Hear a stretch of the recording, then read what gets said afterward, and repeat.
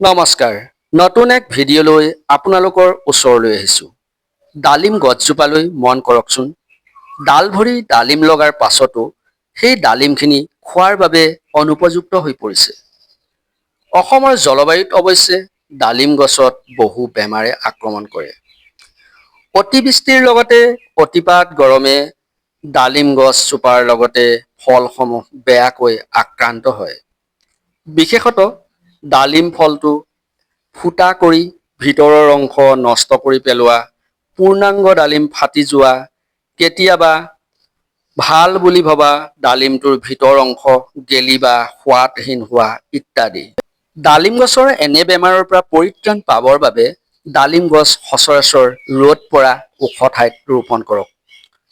ভেঁকুৰজনিত bacteria আদিৰ পৰা সুৰক্ষিত কৰিবৰ বাবে বৰ্ডেক্স মিক্সাৰ নতুবা কপাৰ হাইড্ৰক্সাইড স্প্ৰে হিচাপে প্ৰয়োগ কৰক। গছৰ ডালপাত সদায় নিৰীক্ষণ কৰিব।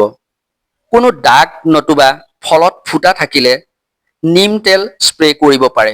সাধাৰণতে ডালিমৰ গাত ফ্ৰুইট ফ্লাইৰ আক্ৰমণ হয়। সেয়ে এই ক্ষেত্ৰত ডালিম ফুলা সময়ত 1 লিটাৰ পানীত 2 চামুচ ভিনেগাৰৰ লগত ডিছবাৰ চাবোন মিহলি কৰি সমগ্ৰ গছত স্প্ৰে কৰিব। এনেদৰে ডালিম পূৰ্ণাংগ নোহোৱালৈকে স্প্ৰে কৰি থাকিলে ভাল ফল পাব। ধন্যবাদ।